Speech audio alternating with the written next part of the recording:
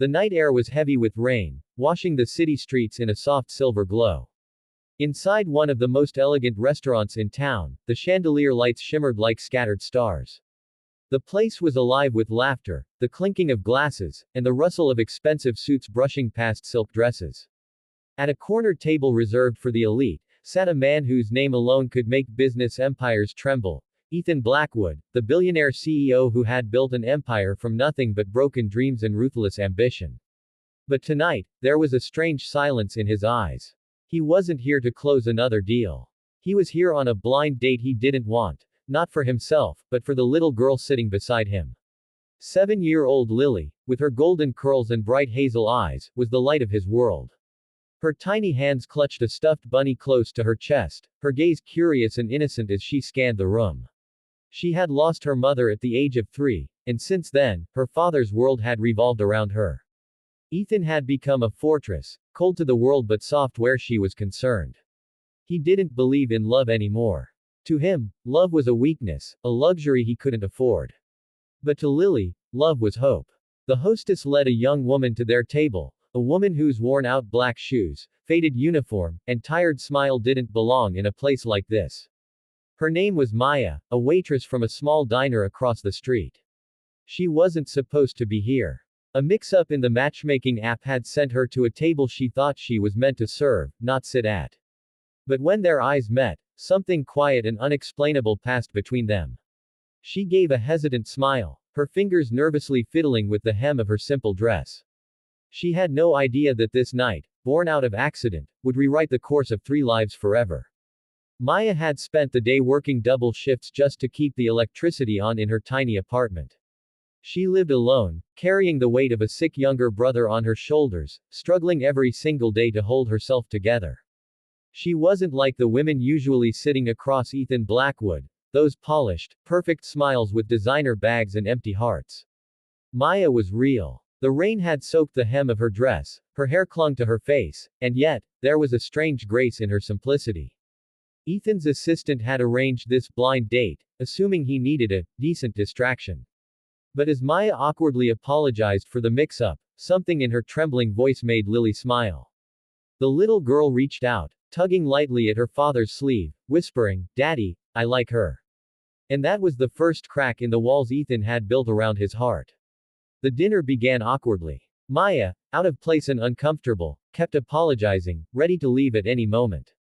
But Lily wouldn't let her. The child started asking her small, innocent questions, about her favorite color, if she liked stars, and why her smile was so soft. Ethan watched as Maya's nervousness melted away under Lily's warm gaze. For the first time in years, he saw genuine laughter at his table, not the forced, polished laughter of business dinners. As the night grew deeper, Maya's story slowly unfolded in fragments, her parents gone too soon, her little brother battling a chronic illness, her endless struggle to stay strong. Ethan listened without meaning to, his chest tightening at every word.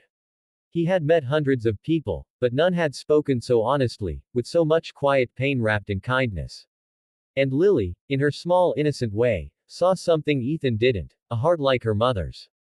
Days turned into weeks after that night. Ethan had told himself that the encounter was nothing but an accident. Yet somehow, Lily kept asking, "Daddy, can we see Maya again?" The little girl's attachment grew quickly, and even Ethan, despite his better judgment, found himself thinking about that soft smile, those tired but brave eyes. One afternoon, he found Maya again at the diner where she worked. Her hands were raw from carrying trays, but she still greeted each customer with kindness. It wasn't the kind of place a CEO belonged to, but there he was, standing in the doorway like a man trying to find something he'd lost long ago.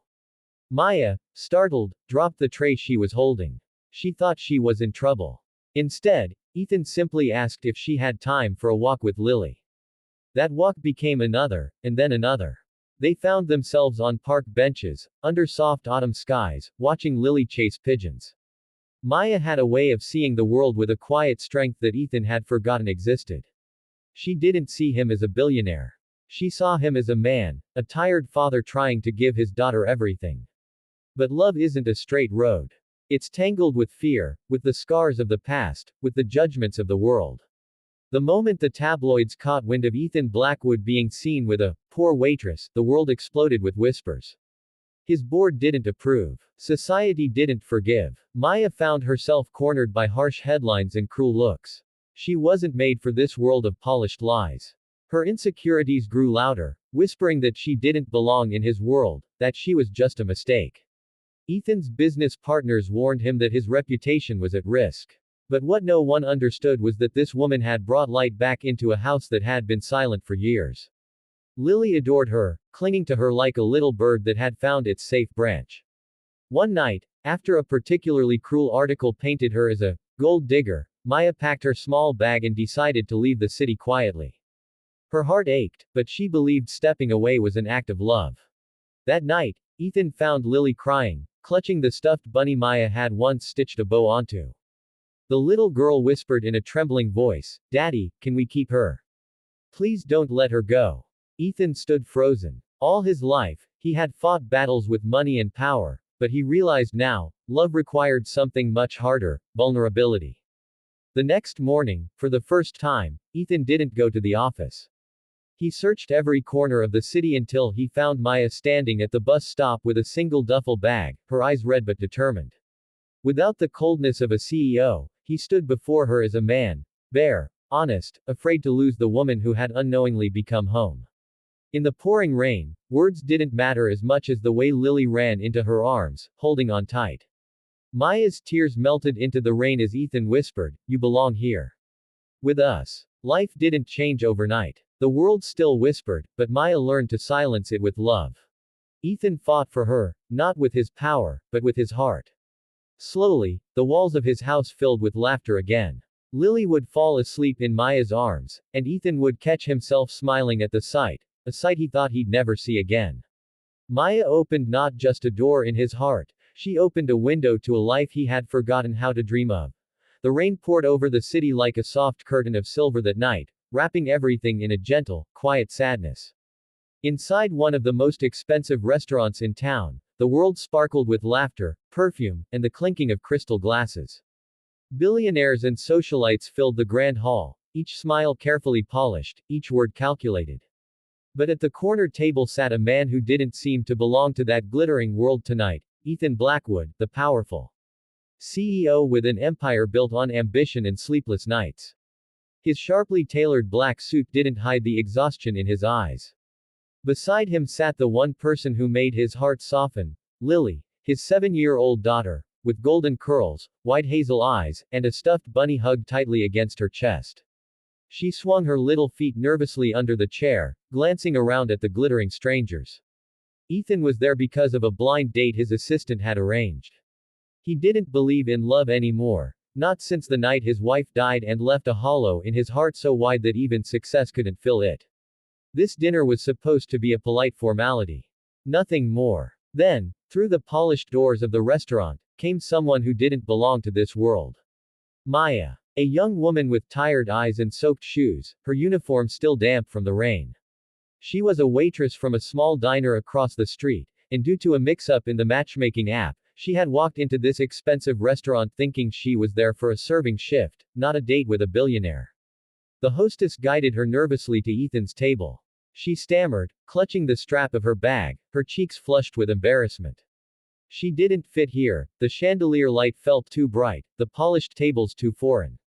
And yet, when Lily saw her, she smiled. Maya's nervous laugh carried something warm, something real, something Lily hadn't seen in anyone since her mother's smile faded away. The dinner was awkward at first. Maya kept apologizing, ready to leave at any second. But Lily started asking her innocent questions about stars, colors, and why she smelled like cinnamon pancakes. Slowly, Maya's fear melted. Her eyes softened. Ethan, watching them, felt the first crack in the cold walls he'd built around his heart. As they talked, Maya's story unfolded in bits. She was working double shifts to care for her sick younger brother. She didn't have fancy clothes, expensive dreams, or fake smiles. She just had kindness, grit, and a heart too big for her small world.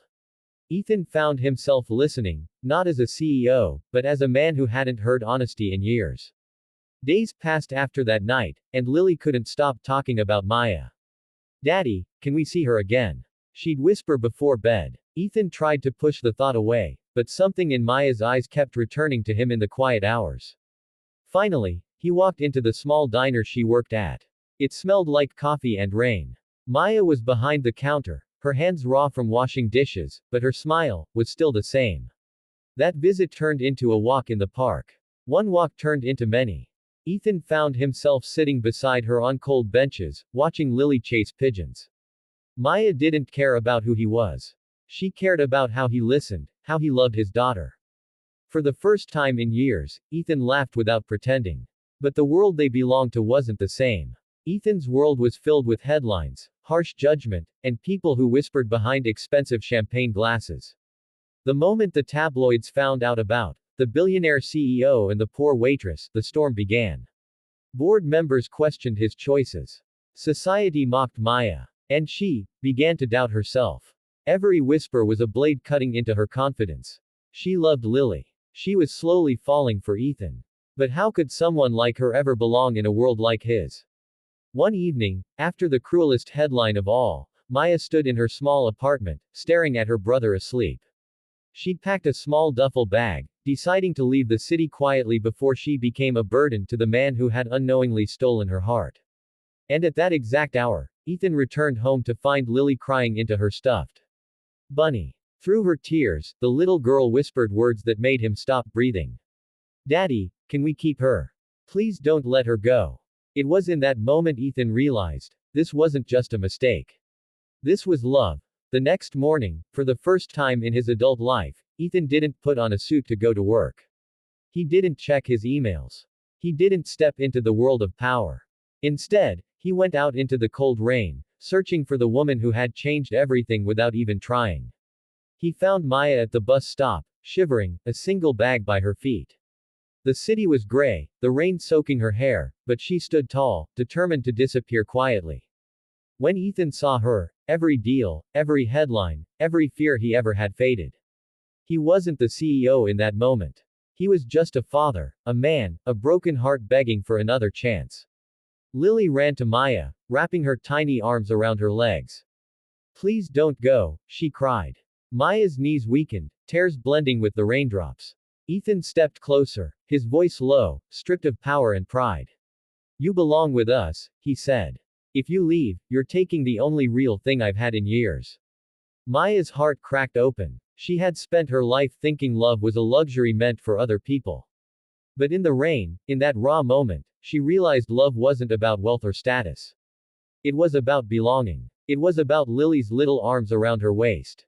It was about the way Ethan looked at her as if she mattered, not as a waitress, but as his heart. Life after that didn't magically turn perfect. The world still whispered, but they learned to drown it out with laughter. Maya moved into their lives slowly, gently, never trying to fill the void of Lily's late mother, but becoming something entirely her own, a safe place. Ethan started showing up at her diner just to drink coffee, not because he needed to, but because he wanted to. Maya started reading stories to Lily at night, their giggles echoing through halls that had been silent for too long. Ethan, who once thought love was a distraction, began to realize it was the only thing that ever truly mattered. There were days when they faced storms together, board meetings where Ethan was judged for choosing a poor woman, nights when Maya's fears returned. But every time doubt crept in, Ethan would take her hand in front of everyone, silently telling the world she was his choice. The moment that changed everything came months later at Lily's school recital. Maya was in the crowd, tears in her eyes as Lily held the microphone and said, "I used to think families could break and never be fixed again. But mine got a second chance, because of her." The auditorium fell silent. Ethan's chest tightened, his eyes burning. Maya covered her mouth, overwhelmed. That night, after tucking Lily to bed, Ethan took Maya to the same park bench where their story had begun. Under the stars, with the city lights around them, he held her trembling hands.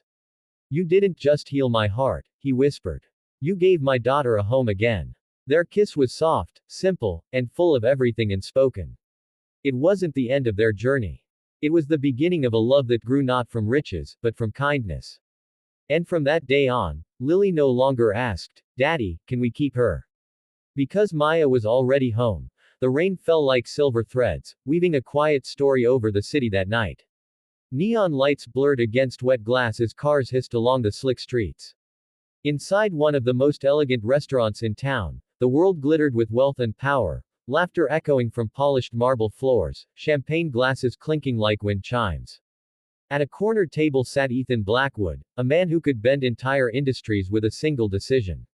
But power meant nothing when you had an empty home and a broken heart. He wore a black suit, sharp as his name in the business world, but tonight his eyes were tired.